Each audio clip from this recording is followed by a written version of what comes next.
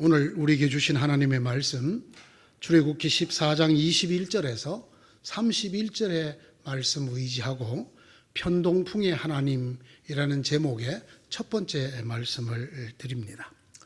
제가 아까 성경 봉독을 할 때 이렇게 말씀드렸죠. 구약 성경 두 번째 책인 출애굽기 14장 21절에서 31절이다 이렇게 말씀드렸습니다. 출애굽기를 소개할 때 구약 성경 두 번째 책이다라고 말씀드렸습니다. 그대로입니다. 지금 우리가 갖고 있는 성경은 이 편집상 출애굽기가 두 번째 책으로 되어 있습니다.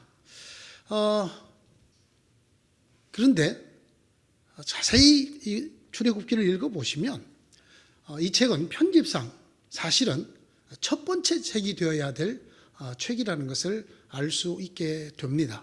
무슨 얘기인가 하면 구약이라는 이 전체가 이 출애굽이라고 하는 사건으로부터 시작이 된다라는 말씀입니다. 얼른 여러분 생각에 아니 창세기도 있는데요, 천지를 만드시는 그런 생각을 하실지도 모릅니다. 그래서 창세기가 앞에 있는 게 맞지 않습니까? 그러실지 모르지만 사연은 이렇습니다. 출애굽이 없으면 이스라엘의 나라가 없습니다. 그리고 출애굽이 없으면 이 이스라엘을 통해서 야훼 하나님이라는 분이 이 세상에 드러나지를 않게 됩니다. 하나님의 백성인 이스라엘과 그들의 하나님이신 야훼, 이 하나님 사이의 신앙이 출애굽이라는 사건을 통해서 비로소 시작이 됩니다. 이스라엘이 하나님께서 천지 만물을 만들었다는 걸 어떻게 알았나요? 태초에 있었나요? 태초에 아직 없었죠. 사람이. 이 출애굽 사건을 통해서 알게 된 하나님을 통하여 알게 된 것입니다. 그러니까 이 구약이라는 신앙을 풀어가는 데 있어서 사실 제일 첫머리에 와야 되는 이야기가 출애굽 이야기라는 것입니다. 이 출애굽기가 이스라엘 전체의 신앙을 관통하는 시발점이고, 이 출애굽기를 통해서 우리는 비로소 하나님의 백성과 하나님, 그리고 그 하나님을 믿는 신앙을 알 수 있게 되기 때문입니다. 이 출애굽은 세 단어로 압축할 수 있습니다. 하나는 하나님입니다. 하나님. 두 번째는 구원입니다. 구원. 세 번째는 사건이라고 말할 수가 있습니다. 이 사건을 적은 행적이라고도 말할 수 있지만 좀 더 쉽게 말하면 사건이라고 할 수 있습니다. 이런 이야기입니다. 첫째, 이 출애굽의 주인공이 누굽니까? 하나님입니다. 여러분, 출애굽기나 출애굽의 주인공은 모세가 아닙니다. 하나님입니다. 하나님이 어떻게 히브리 노예를 불러서 자기 백성을 만드시는가를 보여주는 것입니다. 하나님께서 그렇게 하기 위해서 어떤 능력, 어떤 기적을 베푸셨는가를 적어놓은 책입니다. 하나님께서 그 노예들을 이끌어내신 다음에 어떻게 그들과 계약을 맺으셨는가, 그래서 하나님께서 어떻게 그들의 하나님이 되시고 그들을 자기 백성으로 삼으셨는가. 이 출애굽의 주체, 주인공은 하나님이라는 사실을 꼭 기억하셔야 됩니다. 긴 이야기입니다. 하나님께서 어떻게 노예였던 히브리 사람들을 구해내시고 끌고 가셔서 기어이 하나님의 백성으로 만드는가에 대한 긴 이야기입니다. 이 이야기를 다 읽고도 누구를 못 만나면 헛고생일까요? 하나님을 못 만나면 헛일입니다. 왜냐하면 출애굽은 하나님에 대한 이야기입니다. 그러니까 하나님이 주인공이고 하나님이 주체이신 이야기를 기록하고 있기 때문에 이 출애굽을 통해서 우리는 반드시 하나님을 알게 되어야 합니다. 어떤 하나님? 출애굽의 하나님을 알게 되어야 합니다. 두 번째, 이 출애굽의 주제는 구원입니다. 구원. 사실 구원이라는 게 성경 전체를 관통해서는 주제라 얘기할 수 있습니다. 그런데 이것이 언제 시작이 됩니까? 바로 출애굽에서 시작이 됩니다. 말씀드린 대로, 또 여러분이 아시는 대로 출애굽기라고 하는 것은 노예였던 히브리 사람들을 어떻게 해서 구해내어서, 건져내어서, 즉 구원해내어서 하나님의 백성을 만드는 이야기입니다. 뿐만 아니라 이 이야기를 통해서 보여주는 하나님은 어떤 하나님입니까? 구원해 주시는 하나님입니다. 구원자 하나님에 대한 이야기라는 말씀입니다.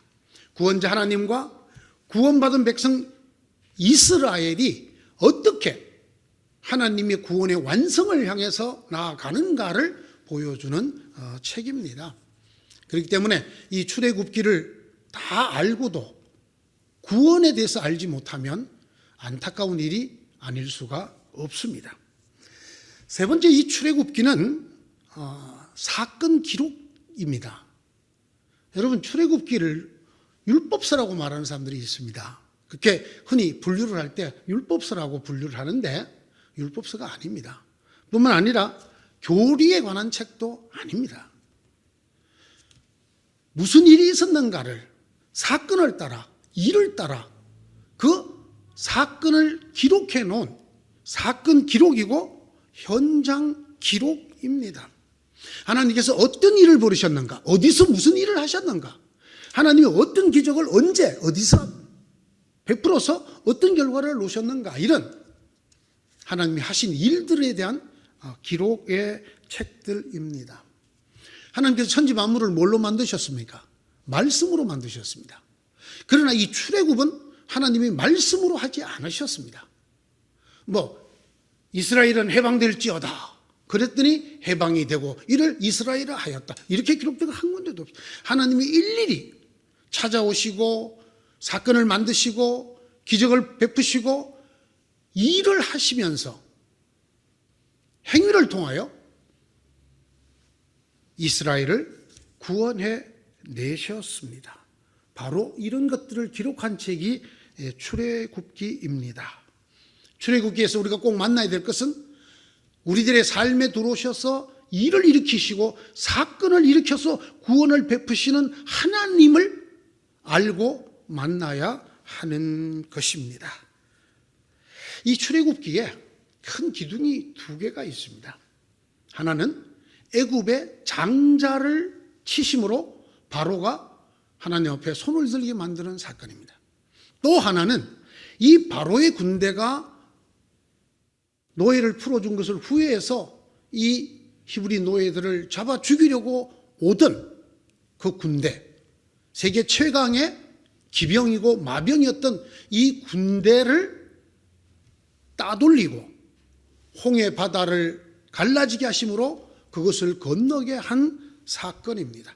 장자를 치심과 홍해 바다를 가르심, 이 두 가지가 출애굽이라는 많은 하나님의 역사 중에서 기둥 같은 두 가지라는 것입니다. 이게 어디에 나와 있느냐고요? 시편 136편을 보면 알 수가 있습니다. 이 시편 136편은 하나님께서 이스라엘을 어떻게 하여 구원에 이르게 하셨는가, 하나님 행하신 크고 능하신 일들을 기억하도록 하고 그것을 찬양하도록 하는 내용으로 되어 있는 성경 말씀입니다. 6가지로 요약을 합니다. 하나님께서 어떻게 이스라엘에게 크고 능하신 일을 일으키셔서 그들을 노예에서 하나님의 백성으로 만드셨는가를 6가지 사건으로 정리하고 그것을 기억하고 찬양하라고 권하고 있습니다. 첫째는 천지 만물을 지으신 하나님이라는 것입니다. 지혜로 하늘을 지으신 이에게 감사하라. 시편 136편 5절에 나오는 말씀입니다. 두 번째가 이것입니다. 애굽의 장자를 치신 이에게 감사하라. 이것이 10절입니다. 세 번째는 홍해를 가르신 이에게 감사하라. 13절입니다. 네 번째는 그 백성을 인도하여 광야를 건너게 하신 이에게 감사하라. 16절에 나옵니다. 40년 광야 생활을 이 한 줄로 요약하고 있습니다. 다섯 번째는 큰 왕들을 치신 이에게 감사하라. 이스라엘이 점령해야 됐던 그 땅에 있던 왕들, 그들을 다 내쫓은, 가나안 7족속을 내쫓은 그 일을 하나님이 도우셨다는 것입니다. 그렇게 큰 왕들을 치신 이에게 감사하라. 이게 17절의 말씀입니다. 그들의 땅을 기업으로 주신 이에게 감사하라. 이스라엘은 한 번도 그 가나안 땅이 자기들 거라고 말하지 않습니다. 본래 다른 사람들의 땅이었는데 하나님이 우리한테 주셨다라고 말을 합니다. 그 크신 왕들을 몰아내고 그 땅을 우리에게 주신 이에게 감사하라. 이렇게 6가지로 되어 있습니다. 이 중에 출애굽 사건,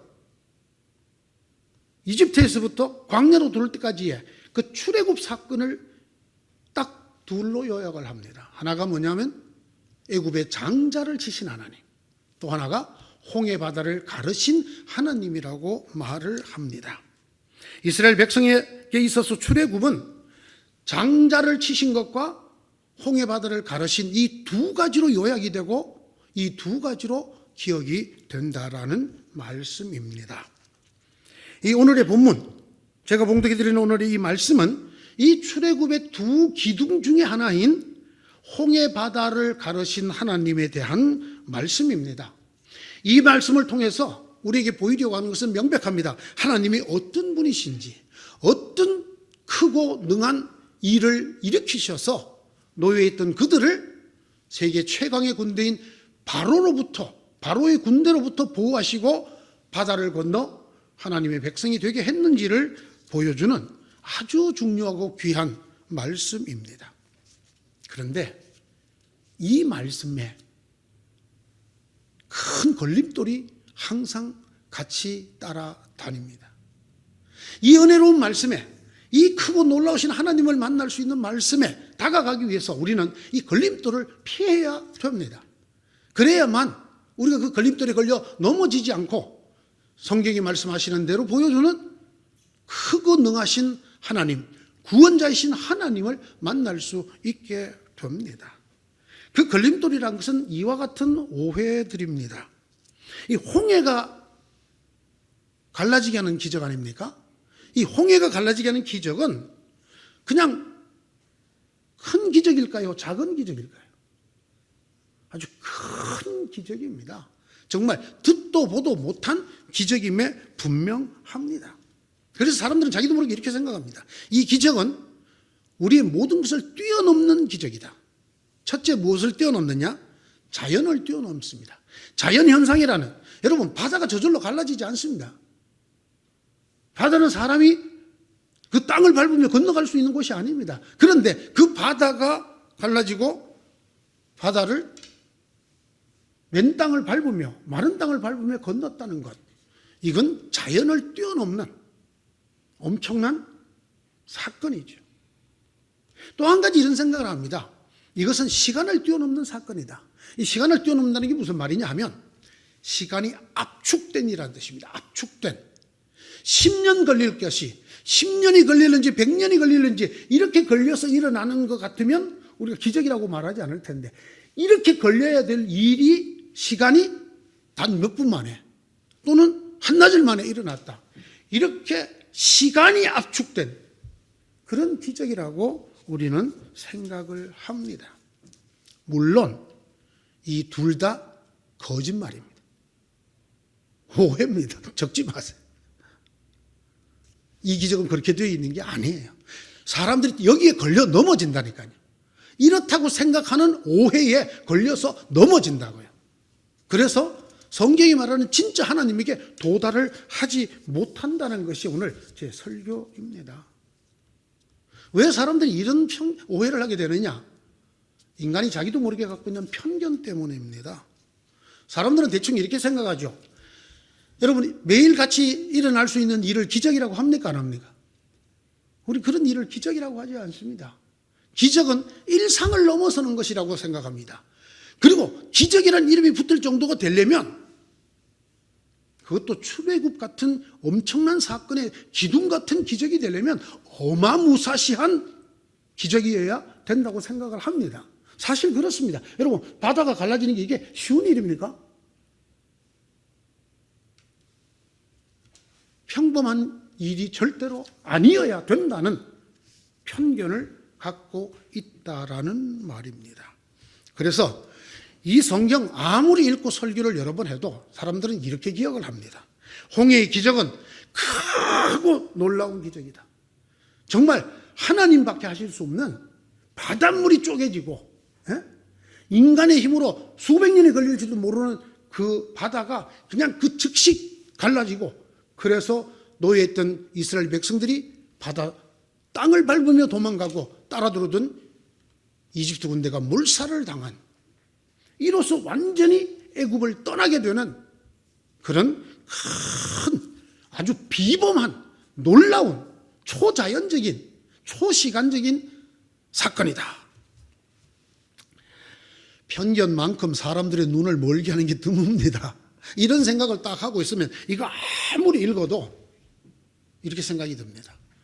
모세가 하나님 말씀을 따라 손을 바다를 향해서 내밉니다. 그랬더니 이 음향효과가 좀 필요한데 띠리용 띠리용 띠리용 띠리용 쫙 하고 바다가 쫙 갈라져요. 그리고 바다가 물이 절벽을 이루고 양옆에 섭니다. 가운데로 땅이 보입니다. 이 물이 쏟아지지는 않을까? 그러는 사이에 백성들이 다 건너갑니다. 그리고 애국 군대가 따라오는데 이 물이 그냥 확 덮쳐서 그들을 다 죽입니다. 여기에 거짓말이 둘 들어 있습니다. 뭐가 있을까요?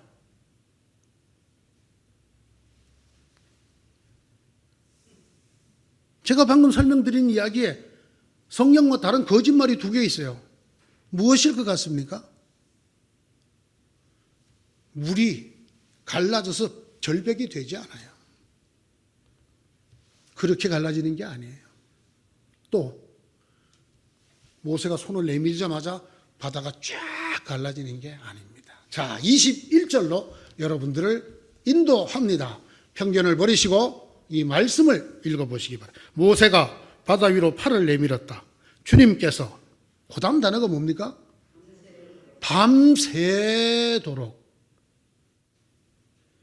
자, 홍해 바다가 갈라지는 것에 걸린 시간은 하룻밤 온종일, 그렇죠? 하룻밤 새도록 걸렸습니다. 모세가 손을 내미자 갑자기 바닷물이 꿈틀꿈틀 하더니 쫙 갈라지는 것이 절대로 아닙니다. 얼마나 걸렸다고요? 그냥 밤새도록, 밤새도록. 두 번째, 하나님이 어떻게 이 홍해가 갈라지게 했을까요? 밤새도록. 그 다음에 뭡니까?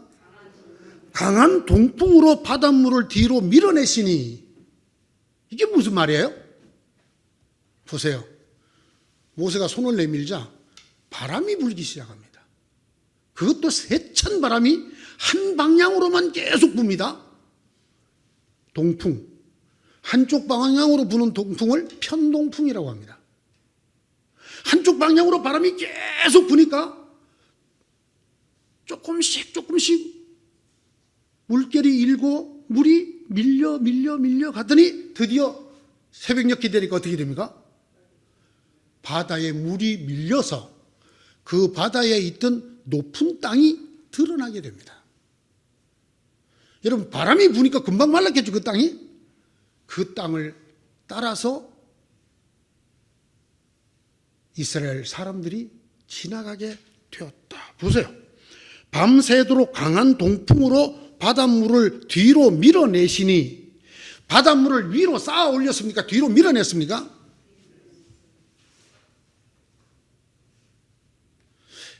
그래도 좀 심심하죠. 아닌데, 내가 본 10개에는 분명히 찰턴 헤스턴이 쫙 내미니까 바다가 쫙 갈라지면서 양쪽으로 물이 쫙 이렇게 벽을 이루어 섰는데, 이거 뭐야?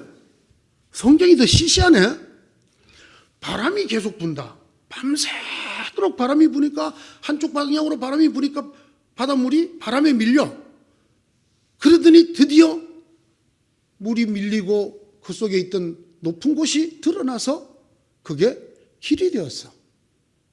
자, 그러면 이 바닷물이 다시 합쳐질 때는 어떻게 합쳐졌을 것 같아요? 이 물이 이렇게 서 있었으면 어떻게 합쳐졌겠어요? 촥 무너졌겠죠?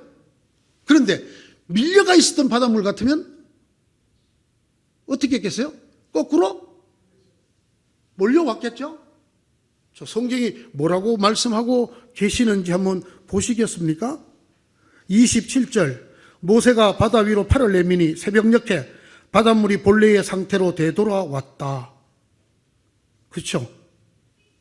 그 위에 26절, 주님께서 모세에게 이르셨다. 너는 바다 위로 너의 팔을 내밀으라. 그러면 바닷물이 이집트 사람과 그 병거와 기병 쪽으로 다시 흐를 것이다. 그렇죠. 바람에 밀려갔던 것이니까 바람이 딱 그치면 어떻게 되겠습니까? 쫙 밀려든지 처음에는 꾸물꾸물 하더니 쫙 밀려갔겠죠? 따라 들어갔던 이집트 군대가 깜짝 놀라서 돌려서 도망을 가려는데 누가 더 빨랐다? 바닷물이 더 빨랐다. 다 죽었다. 그 얘기잖아요. 맞아요, 안 맞아요? 자, 다시 설명합니다. 하나님께서 모세에게 명했습니다. 뒤에는 애국 군대가 따라오고 앞에는 강물이 있습니다. 바닷물이 있습니다. 바닷물을 향해서 손을 내밀어라. 모세가 딱 내밀었습니다. 그 손에 폼나게 하나님이 주신 지팡이가 하나 있었다고 합시다. 있었죠? 지팡이? 모세? 쫙 내밀면 바닷물이 꿈틀락 하더니 윙 쫙 갈라지는데 물이 쫙 양쪽으로 씁니다. 이 영화 진짜입니까? 가짜입니까? 거짓말입니다. 여러분이 생각하고 있었던 이것이 거짓말이란 말이에요. 성경은 전혀 그렇게 말하고 있지 않아요. 이게 바로 이 말씀 앞에 놓여있는 걸림돌이란 말입니다. 이렇게 생각을 하기 때문에 이 말씀이 전하려고는 진짜 중요한 이 기적을 통해서 보여주시려고 하는 하나님이 누구시며 하나님에게서 기적이라는 것이 무엇이냐? 이스라엘에게는 절대로 잊어버릴 수 없는 기적입니다. 이 홍해바다의 기적은 이스라엘의 시작이 출애굽이라고. 출애굽의 완성이 장자의 죽음 그리고 홍해바다의 갈라짐이에요. 그런데 이 홍해바다의 갈라짐을 우리 마음대로 인식을 해요. 우리 마음대로 생각을 하고 믿어. 예? 하나님이 말씀하시니 바닷물이 쫙 갈라지면서 양쪽으로 팍 섰는데 철없는 또 물고기가 아니라 톡 튀어나왔다 쏙 들어가. 이런 영화를 기억을 하시면 안 돼요. 성경을 봐요. 이런 오해가 이만한 기적이 일어나려면 엄청난 정말 상상할 수 없는 초자연적인 정말 바닷물이 두부 잘라져서 벌려놓듯이 쫙 벌어지는 이런 기적이었을 것이다라고 생각하는 편견, 오해가 우리를 걸려 넘어지게 한다라는 말입니다. 다시 설명합니다. 이 홍해바다는 어떻게 갈라졌습니까? 모세가 하나님 말씀대로 바다를 향해 손을 내미니까 밤새도록 큰 편동풍이 불어 한쪽 방향으로 큰 바람이 불어 바닷물이 밀려가게 하더니 드디어 땅이 나왔다. 이 땅이 나오니까 어떻게 됩니까? 바닷속에 또 바닷가가 생긴 거죠. 이쪽 바다 이쪽 바다. 이걸 성경은 벽이 되었다라고 표현했어요. 벽이 되었다. 여기에 보면 갈라졌다라는 말도 나와요. 바닷물이 갈라졌다. 좌우에 벽이 되었다. 이 두 마디, 이 두 말씀이 우리를 하여금 이 하나님의 기적을 잘못 이해하도록 걸려 넘어지도록 만드는 주범들입니다. 그런데 여러분, 갈라졌다라는 말이 히브리 말로는 나누어졌다라는 뜻이 나누어졌다. 물론 나무를 쪼개면 쪼개졌다는 뜻도 되지만 여러분, 하나였던 바닷물이 지금 나누어져서 가운데 길이 생겼잖아요. 이쪽 바다 이쪽 바다. 나누어졌다는 뜻이에요. 그 나누어져 뭐가 생깁니까? 해안가가 생깁니다. 해안가. 육지와 물의 경계선이 생기죠. 이게 생겼더라. 이걸 뭐라고? 벽이 생겼더라. 이렇게 쌓아올린, 물을 쌓아올린 벽이라고 생각을 하시는 오해 때문에 일어나는 일이에요.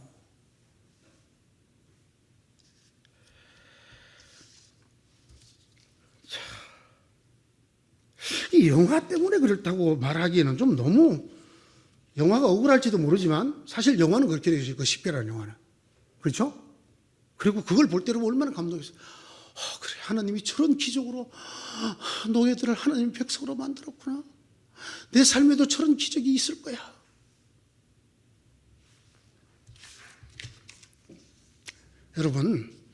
여러분이 믿고 싶었던 그 기적을 한번 따라가 봅시다. 그래, 물절벽이라고 합시다. 그러면 바람이 불어서 그렇게 생겼다고 하면 어떤 바람이 불어야 되죠? 바람이 이렇게 사각형으로 불어야 되잖아요. 사각형으로. 그래야 이게 반듯하게 되지. 만약에 바람이 이렇게 불면 물이 둥글게 뚫릴까요? 둥글게. 예? 바람이 사각형 바람이 있나요? 어떤 분은 속으로 그러니까 기적이죠. 그렇게 쓰지 않았거든요. 여기 밤새도록 강한 동풍이라고 그랬거든요. 그냥 분 바람이에요. 그러면 사각형 바람도 아닌데 어떻게 물이 이렇게 된단 말이에요? 에이, 설마 목사님 딴 얘기 하려고 강조하시는 거겠지. 지금도 그러시죠? 전혀 아니에요. 이렇게 믿으시면 안 된단 말이에요. 이렇게. 자, 물이 이렇게 쌓였으면 엎어질 때 아까도 모르겠어요. 물이 엎어져요, 이렇게. 저쪽에서 물이 쳐들어올 수는 없잖아요. 바람에 밀렸던 거니까 바람이 딱 꽂히면 물이 저기서부터 쫙 밀고 다시 들어오죠.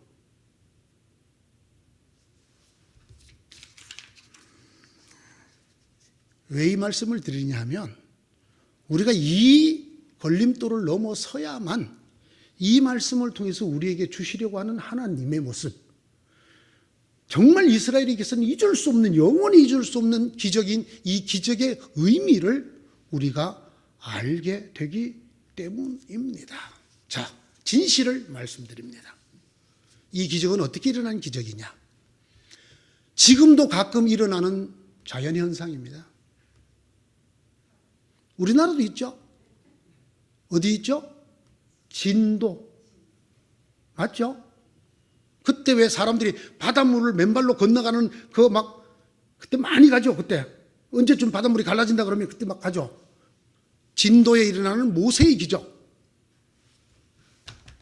이 홍해 바다가 그렇게 갈라졌다는 거예요. 참 맥 빠지게 시리. 이 엄청난 기적이 바닷물이 이렇게 두 번 잘라져서 쫙 벌어지는 게 아니고 바람에 편동풍에 밀려서 물러나고 그 사이에 길이 생기는 기적이었다. 그렇게 되는 데까지 얼마 걸렸다? 밤새도록 편동풍이 불어서 일어난 기적이었다. 에이, 이게 뭐야? 이게 뭐야, 여러분? 이런 생각이 들지 않으십니까? 이게 뭐야는 다음 주에 계속하겠습니다. 오늘 여기까지 합니다. 기도하십시다. 하나님, 우리의 모든 지혜가 하나님의 어리석음만 못한데도 불구하고 우리는 우리의 이 짧은 지혜로 하나님을 재고 말씀을 재고 내 생각대로 재단을 합니다. 그래서 내가 믿고 싶은 대로 믿고 그 하나님을 붙들고 삽니다. 이 어리석음에서 벗어나도록 오늘 이 말씀 주신 것 감사합니다.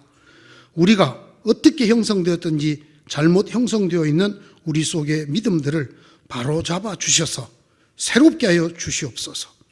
그래서 정말 하나님이 보여주시는 하나님, 하나님께서 말씀하시는 기적을 우리들이 맛보며 살 수 있도록 도와주시옵소서.